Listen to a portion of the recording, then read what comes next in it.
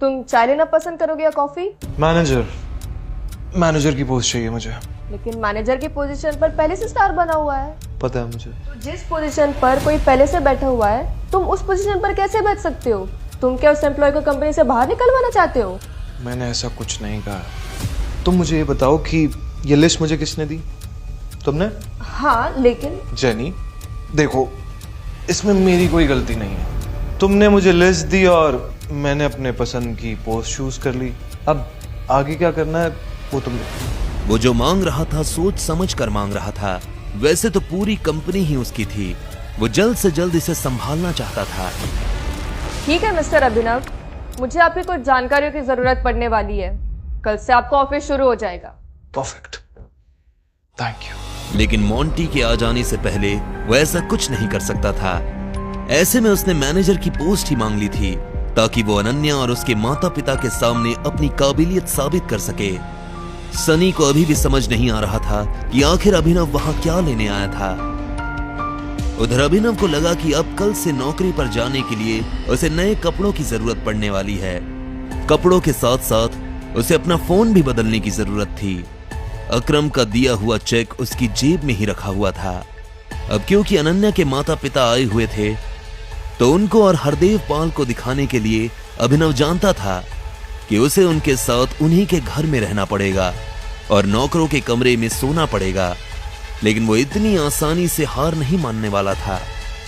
वो ये साबित कर देने वाला था कि वो इस दुनिया का सबसे बेस्ट दामाद है। अभिनव अपना चेक से पैसा निकालने के लिए बैंक चला आया। मुझे वो चेक से पैसे निकलवाने। तभी उसकी नजर प्रणव से मिली। प्रणव उन लोगों में से था जो अभिनव की गरीबी का मजाक उड़ाया करता था। अरे देखो तो कौन आया है। प्रणव खुद एक बैंकर था। वह अरबपति तो नहीं था लेकिन उसके पास अच्छी खासी दौलत थी। वह अभिनव को इसलिए जानता था क्योंकि अभिनव अक्सर इस बैंक में डिलीवरी के काम के लिए आया करता था। हालांकि वो दिखने में अभिनव के आगे कुछ नहीं लगता था, लेकिन उसमें और अभिनव में एक ही फर्क था, गरीबी का। चेक से तुम्हें पता है ना, इस बैंक में चेक से पैसे निकालने के लिए सिर्फ और सिर्फ बड़ी रकम निकाली जा सकती है। मेरा रकम बहुत बड़ा है इसलिए यहाँ पे निकल भी नहीं पाएंगे, इसलिए मैं मैनेजर से मिलना चाहता हूँ। तुम्हें उसकी जरूरत नहीं पड़ेगी। बताओ चेक मुझे।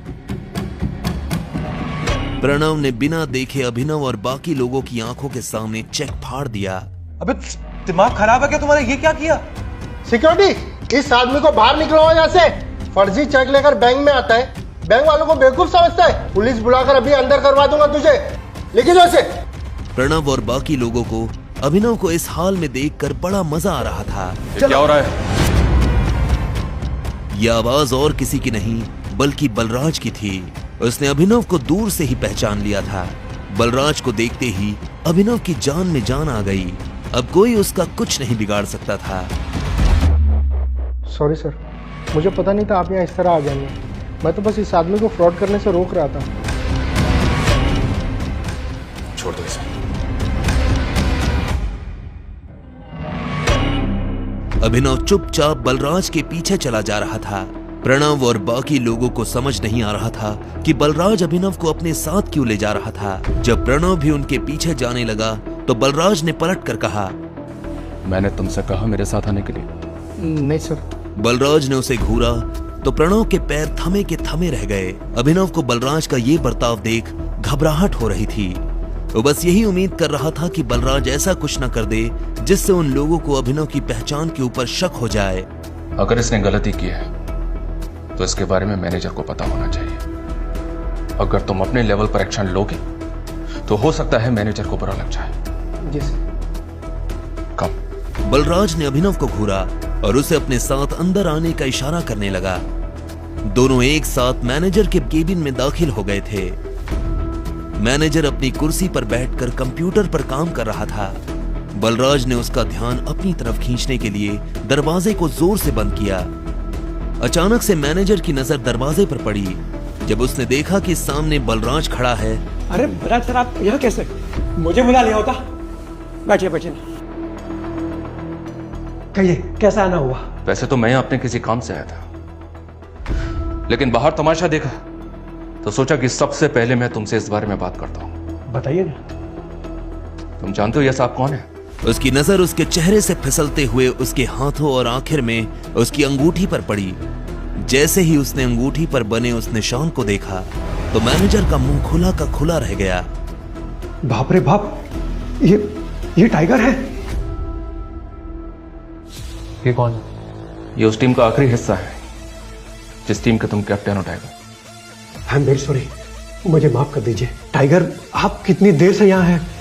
मैं आपके लिए क्या कर सकता हूँ? बस इसकी जरूरत नहीं है। एक चीज का ध्यान रखना, इनके अलावा और तुम्हारे अलावा किसी को नहीं पता चलना चाहिए कि मैं टाइगर हूँ। जी।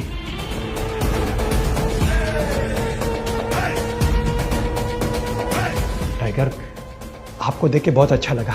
अब आप यहाँ पे हैं तो जरूर आप हमें मुसीबत से बाहर निकालेंगे ही। वो तो ये कर ही लेंगे, पर सबसे पहले तुम्हें अपने काम करने वालों को सबक सिखाना होगा, क्योंकि अगर मैंने अपने तरीके से सबक सिखाया तो तुम अच्छी तरह से जानते हो क्या होगा। क्या हुआ? क्या किया उन्होंने?